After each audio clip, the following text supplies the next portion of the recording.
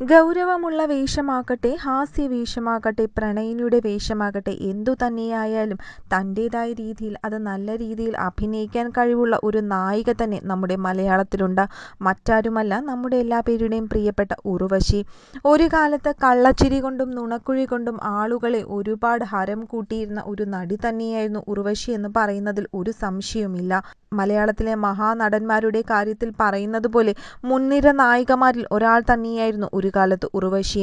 ഈ മുൻനിര നടന്മാരുടെ എല്ലാ പേരുടെയും കൂടെ നിരവധി ചിത്രങ്ങളിൽ അഭിനയിക്കാനുള്ള ഭാഗ്യവും നമ്മുടെ എല്ലാ പേരുടെയും പ്രിയപ്പെട്ട ഉർവശിക്ക് ലഭിച്ചിരുന്നു. ചില കഥാപാത്രങ്ങൾ കണ്ടാൽ അവർ ആ കഥാപാത്രമായി അഭിനയിക്കുകയാണോ, അല്ലെങ്കിൽ കഥാപാത്രമായി മാറുകയാണോ എന്ന് നമുക്ക് സംശയമുണ്ടായിരിക്കും. കഥാപാത്രങ്ങൾ ലഭിക്കുമ്പോൾ അതിൽ അലിഞ്ഞു ചേരുന്ന ഒരു സ്വഭാവം തന്നെയായിരുന്നു എപ്പോഴും ഉർവശിക്കുണ്ടായിരുന്നത്. ഉർവശി അഭിനയിച്ച ഓരോ കഥാപാത്രത്തിൻ്റെയും വിജയവും ഇത് തന്നെയായിരുന്നു.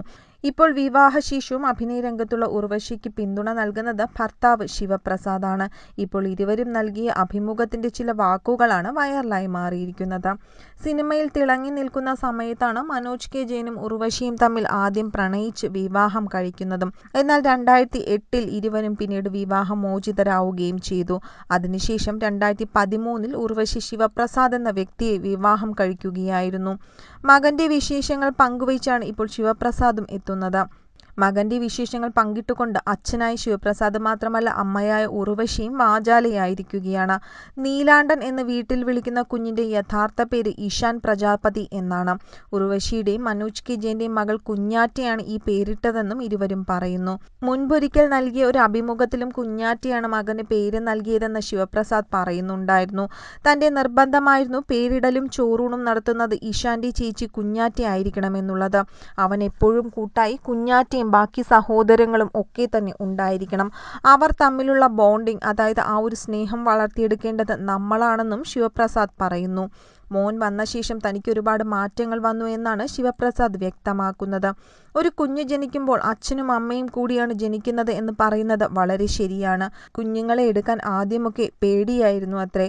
മൂക്കത്തായിരുന്നു തൻ്റെ ദേഷ്യം. ഇപ്പോൾ അതെല്ലാം മാറിയെന്നും ശിവപ്രസാദ് വ്യക്തമാക്കുന്നു. താനായത് തൻ്റെ മകനായി ഇഷാൻ വന്ന ശേഷമാണെന്നാണ് അദ്ദേഹം വെളിപ്പെടുത്തുന്നത്. ഉർവശിയും ഒരുമിച്ചുള്ള യാത്രയിൽ വ്യത്യാസങ്ങൾ ഉള്ളതായി തോന്നിയിട്ടില്ല. തനിക്ക് ഉർവശിയെയും അവരുടെ പ്രൊഫഷനെയും നന്നായി മനസ്സിലാക്കാൻ സാധിക്കുന്നുണ്ട്. സിനിമയെക്കുറിച്ച് അറിയാതെ കൃത്യം 5 മണിക്ക് വീട്ടിലെത്തണം എന്ന് നിർബന്ധം വച്ചിട്ട് കാര്യമുണ്ടോ? ഒരു കുടുംബത്തിലെ ഏത് വ്യത്യാസവും ഏത് അകൽച്ചയും പരസ്പരം മനസ്സിലാക്കിയാൽ തീരാവുന്നത് മാത്രമാണെന്നും ശിവപ്രസാദ് പറയുന്നുണ്ട്.